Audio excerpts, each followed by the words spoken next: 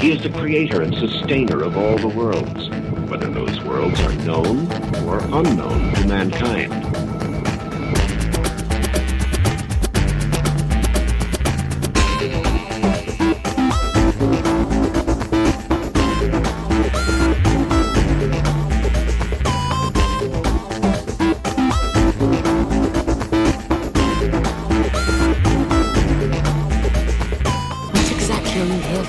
To see with eyes unclouded by hate. Does not wisdom cry and understanding put forth her voice? Hello everyone, my name's Charlie. You might know me better as sci-fi fantasy writer C.E. Dorset, and I wanted to start a new series today because as of today, The Prophet by Kahlil Gibran has entered into the public domain. And this is a book that has meant a lot to me for a great deal of my life. Gibran, when he wrote it, said that he felt that he was not so much writing the prophet, but that the prophet was writing him. And there's something almost magical about the text and the poetry of this book. And I really wanted to do this because I think that there's a lot of interesting things to learn here. So we're going to start at the very beginning. I'm going to be reading to the best of my ability the actual text of the book, and then we'll be stopping periodically and talking about it. So here we go. So we're going to start in chapter 1, The Coming of the Ship. There we go. I'm already tongue-tied, so bear with me. Okay. Al-Mustafa, the chosen and beloved, who was a dawn unto his own day, had waited 12 years in the city of Orphalese for his ship that was to return and bear him back to the isle of his birth. Now, I just wanted to stop for a minute on this phrase, he was the dawn of his unto his own day, because this is a motif that we're going to see repeated throughout the book. And it's important to understand here that Gibran was a Maronite Christian. He was raised a Maronite Christian, and being in Lebanon had an interesting relationship with not only the Christian community, but with the Sufi Muslim community in the country. So what we find in his poetry is kind of a merger of the two, not to mention he was fascinated by the Transcendentalists, the American Transcendentalists, and so you're going to see a lot that's going to remind you of Walt Whitman and Emerson and the like. But with the prophet being called the dawn of he was a dawn unto his own day, this is one of the core concepts of the book, that he moves because he moves. He does things because he does things. He is because he is. And this is one of the ideals that we are to aspire to. It's an almost Taoist idea that we must learn to be our own dawn to our own day. That we have to, through silence and meditation and through community and love, find that heart, that motion within ourselves that lights our own life. Now, one of the most interesting things about this is there are a lot of ways to read this passage. He's waited here for 12 years, 12 of course being a significant number in almost every world religion. But he's waited here for his ship to return and bear him back to the isle of his birth. Now, as we continue on, you're going to see that he thinks of the ocean, the sea that he's going to be traveling on, somewhere between death and the spiritual realm. And so this could be seen, if you will, as the prophet at the end of his life. So let us continue. And in the 12th year, on the 7th day of Elul, the month of reaping, he climbed a hill without the city walls and looked seaward, and he beheld his ship coming with the mist. Now, it's important there, the ship is coming with the mist. It is clouded in mystery. This is a very common mystical idea. In fact, it's one of those at the heart of the cloud of unknowing, that we who dabble in spirituality and mysticism have to become used to the concept of unknowing, that we're not going to know and understand everything that we see and experience. And so even the ship that is going to bear him back to the land of his birth, it came across the sea with the mist. Continuing from the text. Then the gates of his heart were flung open, and his joy flew far over the sea. And he closed his eyes and prayed in the silences of his soul. Now that's important, the silences. Remember, we're going to go back to this motif a lot, this idea that he has been meditating and he has been praying for all these 12 years and teaching. And that is what has prepared him for this journey home across the spiritual lands. Continuing. But as he descended the hill, a sadness came upon him, and he thought in his heart, how shall I go in peace and without sorrow? Nay, not without a wound in the spirit shall I leave this city. Long were the days of pain I spent within its walls, and long were the nights of aloneness. And who can depart from his pain and his aloneness without regret? Too many fragments of the spirit have I scattered in these streets, and too many are the children of my longing that walk naked amongst these hills. And I cannot withdraw from them without a burden and an ache. It was not a garment I cast off this day, but a skin that I tear with my own hands. Nor is it a thought I leave behind me, but a heart made sweet with hunger and with thirst. Yet I cannot tarry longer. The sea calls all things unto her, calls me, and I must embark. For to stay, though the hours burn in the night, is to freeze and crystallize and be bound in a mold. Fain would I take with me all that is here, but how shall I? A voice cannot carry the tongue and the lips that give it wings. Alone must it seek the ether. And alone and without his nest shall the eagle fly across the sun. This is just such a beautiful way of contemplating this. It's not only, like I said, it depends on how you want to view this passage. He's either going away to his death or he's going home. Either way, he's leaving this place that he has lived for so long, this place that has been a place of pain and aloneness. Because as we often talk about when we discuss the Via Negativa, this is a world of aloneness because we are isolated in our skin. We are isolated from others and we don't see the interconnectedness between us and all things, between us and everyone else and everything else. And so we feel that aloneness so acutely in everything that we do.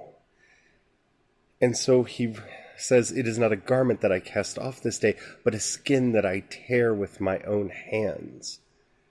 Right? It's not that we're just casting off a coat to say, I am becoming one. I am going back to the stream. I'm going back to the water, the sea from which all flows and which all calls all back to itself. There's a labor involved. And a lot of spiritual teachings, especially nowadays, try to shortcut the labor and tell you that it's easy. Just do this and everything's fine, or just do that and everything's fine, or say these magic words, or burn this magic thing, or wear this magic thing, or what have you.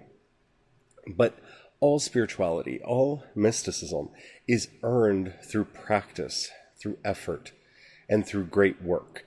And that's what we see him struggling with here. It's now time to leave. All of his work is done, but he doesn't want to go. He cannot tarry any longer. Now let's continue. Now when he reached the foot of the hills, he turned again towards the sea, And he saw his ship approaching the harbor, and upon her prow the mariners, the men of his own land.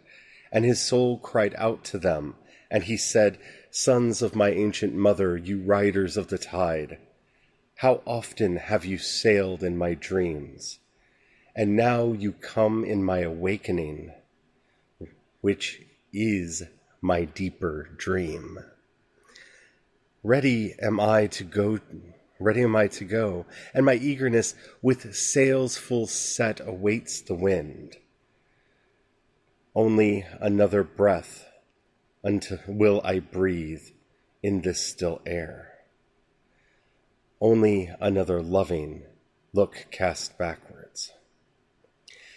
And then I shall stand among you, a seafarer among seafarers, and you, vast sea, sleeping mother, who alone are peace and freedom to the river and to the stream. Only another winding will this stream make. Only another murmur in this glade. And then I shall come to you, a boundless drop to a boundless ocean. That is just so powerful. It's so beautiful. And again, as I said, this is him leaving. And it could be seen in many ways. This is his enlightenment, as he says, this is the moment of my awakening. My awakening, which is my deeper dream. He's going away, and he realizes that soon he will be a boundless drop in a boundless ocean. If you add a drop of water to the ocean does not change. Does the drop change? What happens to it? We can go into the science and we can talk about how everything disperses and this and that and the other thing. But the mystery of the experience is what he's talking about here. Once we enter that boundless sea and realize that we are but a boundless drop going into that boundless stream, that the stream that has been our life is going to its only peace, to its only rest. What will we find there? We don't know. We have no idea. We have conjecture, we have thoughts, we have the words of saints, we have the teachings of the divine. When the saints appear on earth to others, they do not tell us what the end will be like. When the angels come, they do not tell us what the end is like. Jesus, who returned from the dead, and Lazarus, who returned from the dead, neither one tell us what it was like. This is the permanent mystery. None of us will know until we go there. None of us will understand until, like the stream, we take our final turn and become naught but boundless drops in a boundless ocean. And then, only then will we know. And so in opening the book, we are here in this place of profound unknowing.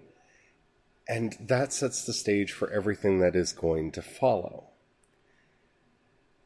You have to approach from this place. You have to start from this place where you realize, I don't know what's next. I don't know what's going to happen. And only when I accept that unknowing can I progress. It sounds so counterintuitive. It really does, but it matters. I remember when I first started down this path, a rabbi had me do a practice where you sit and pray that your guardian angel will show you a taste of death. What is it like? And in my own mind, I saw myself as if I were a bird, and I felt myself flying over this endless field in the sun. The warmth, the love, the peace, the freedom of it all.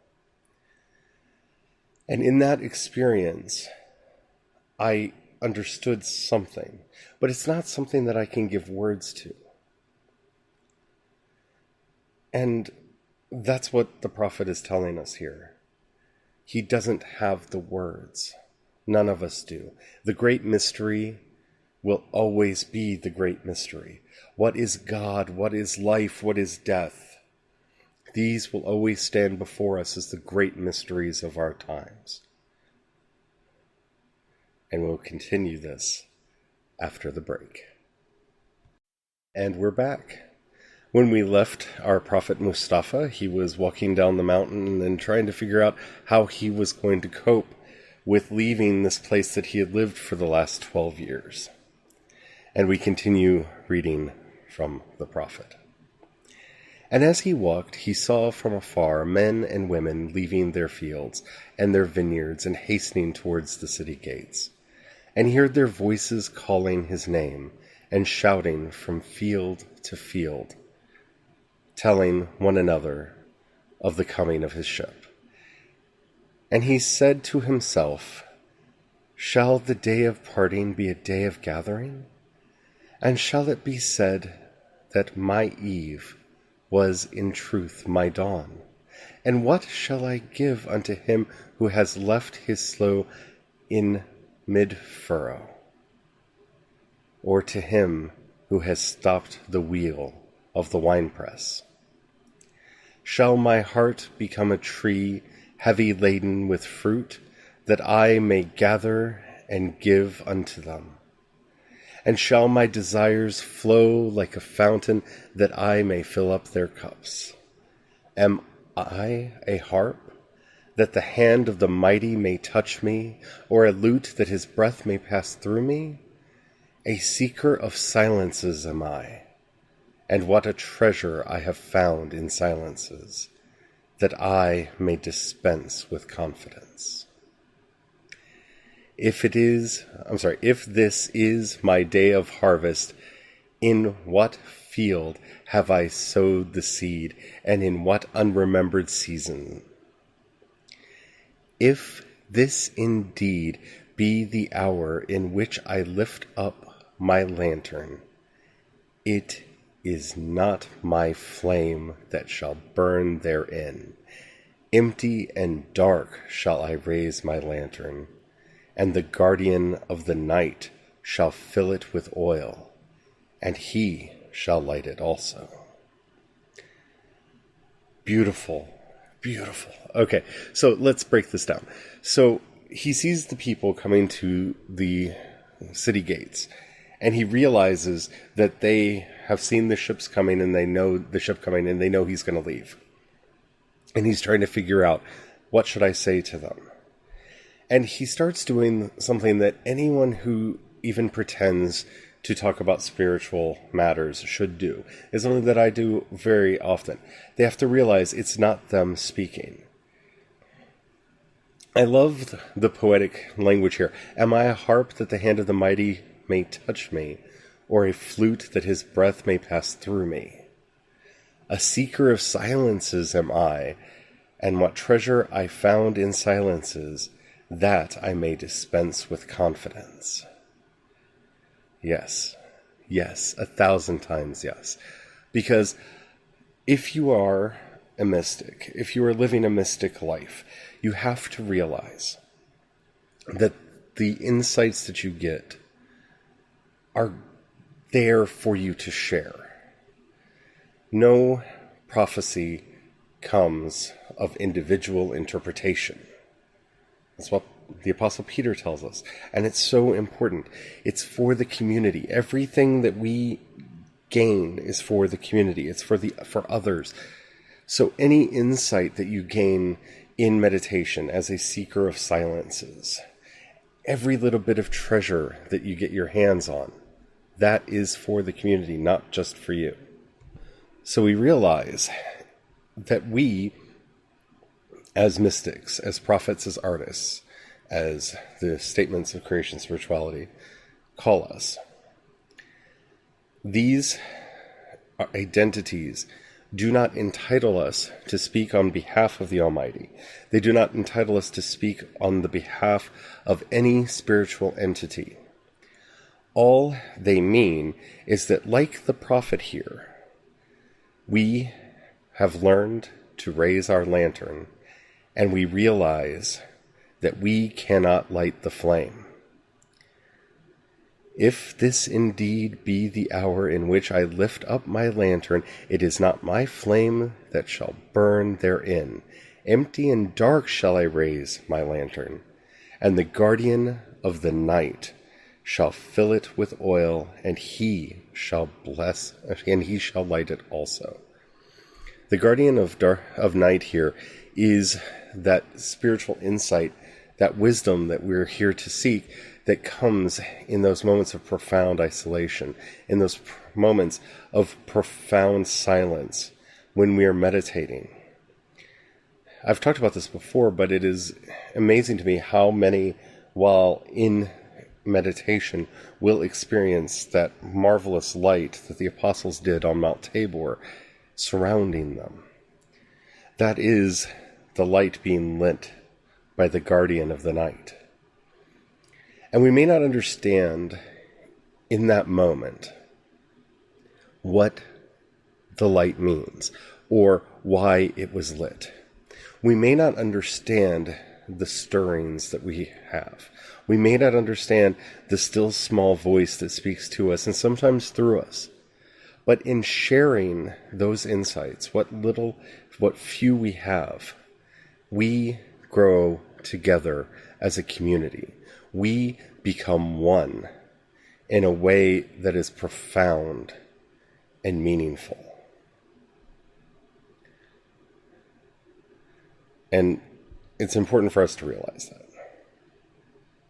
Continuing. These things he said in words, but much in his heart remained unsaid, for he himself could not speak his deeper secret. And when he entered into the city, all of the people came to meet him, and they were crying out to him as with one voice. The elders of the city stood forth and said, "Go not yet from us. A noontide have you been in our twilight, and your youth has given us dreams to dream. No stranger are you among us, nor a guest, but our son and our dearly beloved. Suffer not our eyes to hunger for your face." So the elders of the city have asked him to stay, and they do so in this wonderfully poetic way, where they remind him that his youth gave them dreams to dream. This is a wonderful callback to the prophecy of Joel, that the Holy Spirit shall be poured out on all flesh, and your young men shall see visions, and your old men shall dream dreams. And this is the power of the Holy Spirit. This is the power of God upon all of us, that once we enter into faith, once we enter into practice, these things can happen. And they guide us and they show us. And that we realize that the prophet is not a stranger or a guest, but he is our son and our dearly beloved.